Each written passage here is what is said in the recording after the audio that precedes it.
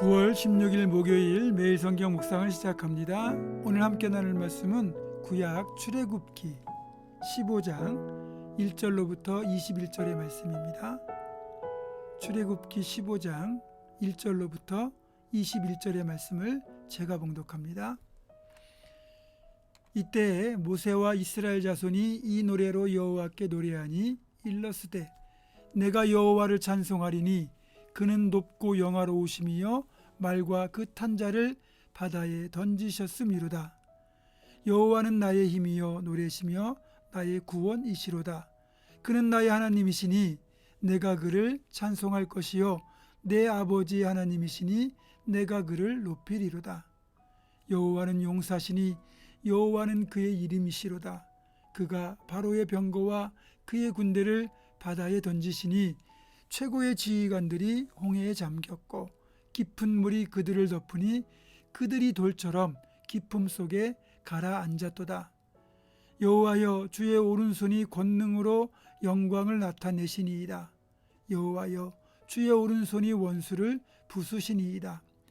주께서 주의 큰 위엄으로 주를 거스르는 자를 엎으시니이다. 주께서 진노를 발하시니 그 진노가 그들을 지푸라기 같이 사르니이다. 주의 콧김에 물이 쌓이되 파도가 언덕같이 일어서고 큰 물이 바다 가운데 엉기니이다. 원수가 말하기를 내가 뒤쫓아 따라잡아 탈취물을 나누리라. 내가 그들로 말미암아 내 욕망을 채우리라. 내가 내 칼을 빼리니 내 손이 그들을 멸하리라 하였으나 주께서 바람을 일으키심에 바다가 그들을 덮으니 그들이 거센 물에 납같이 잠겼나이다. 여호와여 신중에 주와 같은 자가 누구니이까? 주와 같이 거룩함으로 영광스러우며 찬송할 만한 위엄이 있으며 기이한 일을 행하는 자가 누구니이까? 주께서 오른손을 드신즉 땅이 그들을 삼켰나이다. 주의 인자하심으로 주께서 구속하신 백성을 인도하시되 주의 힘으로 그들을 주의 거룩한 처소에 들어가게 하시나이다. 여러 나라가 듣고 떨며 블레셋 주민이 두려움에 잡히며 에돔 두령들이 놀라고 모압 영웅이 떨림에 잡히며 가나안 주민이 다 낙담하나이다. 놀람과 두려움이 그들에게 임함에 주의 팔이 크므로 그들이 돌같이 침묵하였사오니 여호와여 주의 백성이 통과하기까지 곧 주께서 사신 백성이 통과하기까지였나이다. 주께서 백성을 인도하사 그들을 주의 기업의 산에 심으시리이다. 여호와여 이는 주의 처소를 삼으시려고 예비하신 것이라. 주여 이것이 주의 손으로 세우신 성소로소이다.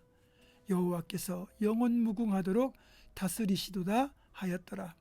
바로의 말과 병거와 마병이 함께 바다에 들어가매 여호와께서 바닷물을 그들 위에 되돌려 흐르게 하셨으나 이스라엘 자손은 바다 가운데서 마른 땅으로 지나간지라.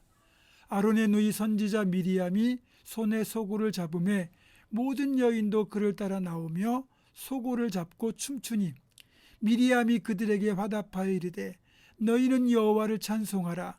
그는 높고 영화로우시며 말과 그 탄자를 바다에 던지셨음 이로다 하였더라.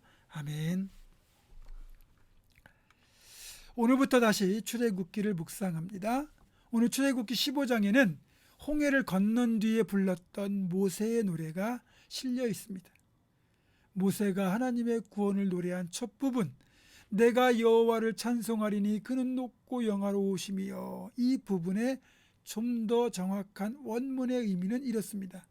내가 여호와를 노래할 것이다.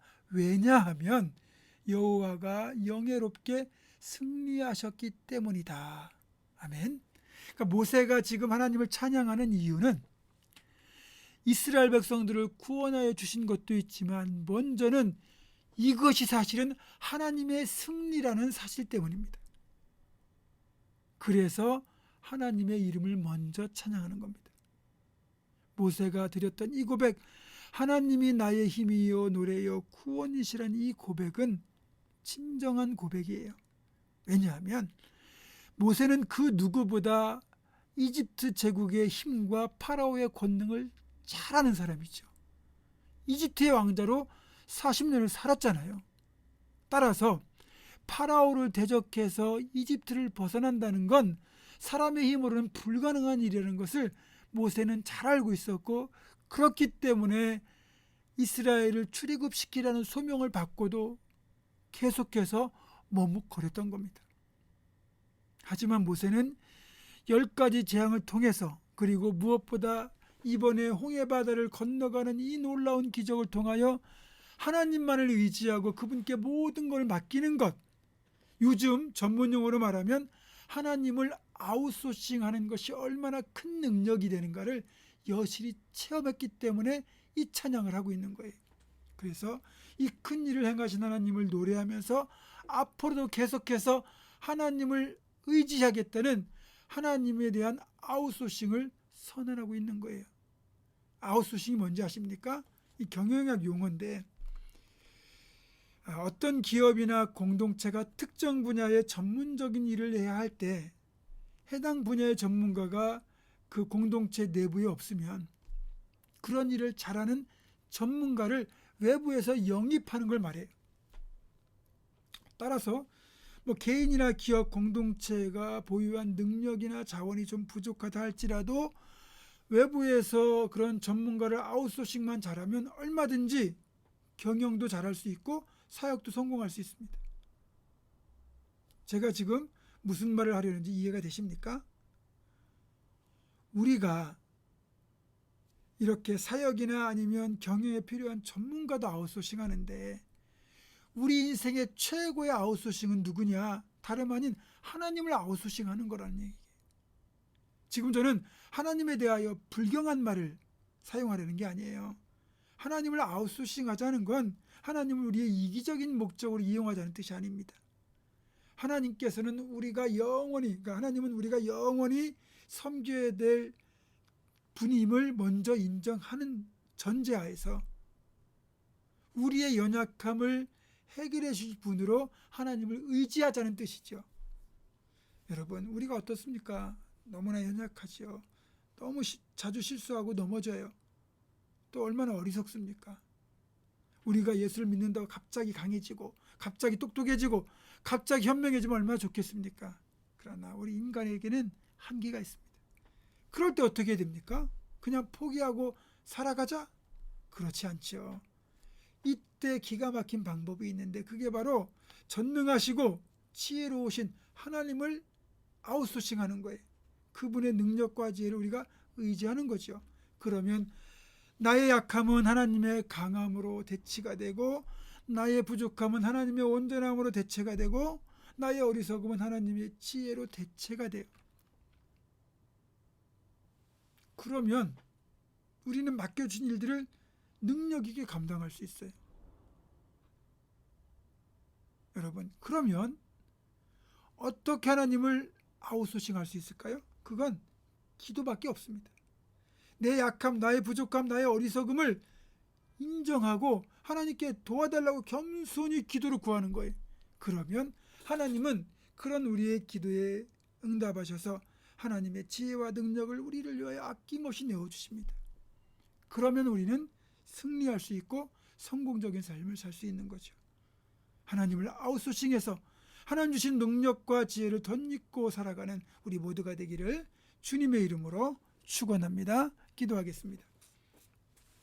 전능하시고 지혜로우시며 우리의 힘이 되시고 방패가 되시고 능력이 되시는 하나님을 우리가 기도와 간구로 아웃소싱해서 우리에게 맡겨진 사명도 잘 감당하고 공동체도 복되게 만들 수 있도록 주님 도와주시옵소서. 예수님의 이름으로 기도하옵고, 이제는 우리 주 예수 그리스도의 은혜와 하나님의 사랑과 성령의 교통하심이 어리석고 부족하지만 하나님을 아웃소싱해서 하나님의 능력과 지혜를 덧입기로 결단하는 사랑 모든 성도들, 이들의 삶과 가정과 사업과 앞날과 우리 교회 위에 지금부터 영원토록 함께 하시옵기를 간절히 축원하옵나이다. 아멘.